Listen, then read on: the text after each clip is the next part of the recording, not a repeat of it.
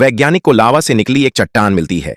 जब उसने उसे मैग्नीफाइंग लेंस से देखा तो उसमें उसे चट्टान पर अक्षर खुदे दिखाई दिए। अब उसे सच में विश्वास होने लगा कि नीचे एक दुनिया है। वह इस बात को साबित करने के लिए उस चट्टान को पिघलाकर उसका अध्ययन करने की सोची।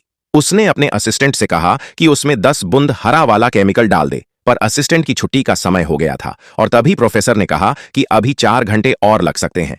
यह सुनते ही असिस्टेंट ने ढेर सारा केमिकल उसमें डाल दिया, जिससे वहां पर एक विस्फोट हो गया।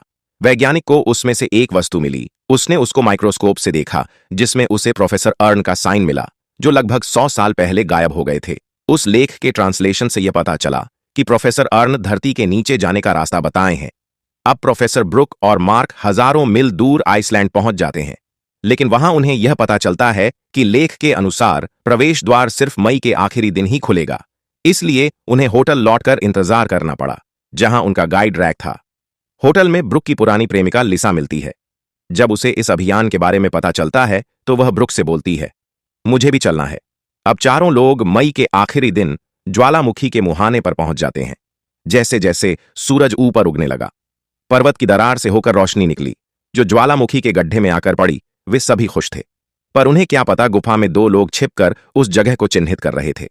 वे सभी रस्सी से नीचे उतरकर भूमिगत प्रवेश द्वार पर पहुंच गए, लेकिन जब ब्रुक ने रस्सी को जलाकर नीचे फेंका तो उसे पता चला कि गड्ढे की गहराई बहुत ज्यादा है।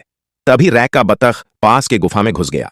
बतख को देखकर रैक भी उसके पीछे चल गया। उसने वहां पाया कि अंदर एक अलग ही दुनिया है।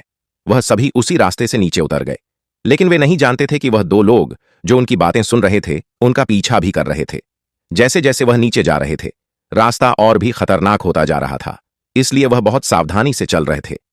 लेकिन अचानक ऊपर से एक बड़ा चट्टान गिर पड़ा।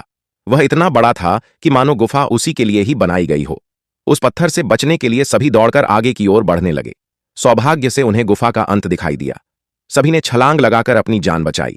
काफी देर तक नीचे उतरते रहने के बाद उन्होंने गुफा में एक जगह आराम करने की सोची। लिसा ने बताया कि उसने अभी एक आवाज सुनी है, पर ब्रुक को लगा कि यह आवाज चूहों की थी। ब्रुक ने लिसा से कहा कि सभी को उसकी बात माननी होगी। लिसा को भी चुपचाप उसकी बात माननी पड़ी।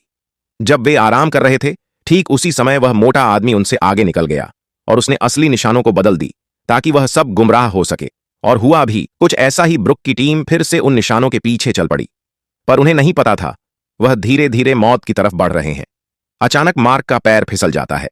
वे सभी मारे जाते, पर उन्होंने एक दूसरे से रस्सियां बांधी थीं, जिस कारण वह बच जाते हैं। लिसा को एहसास हुआ कि यह निशान गड़बड़ हैं।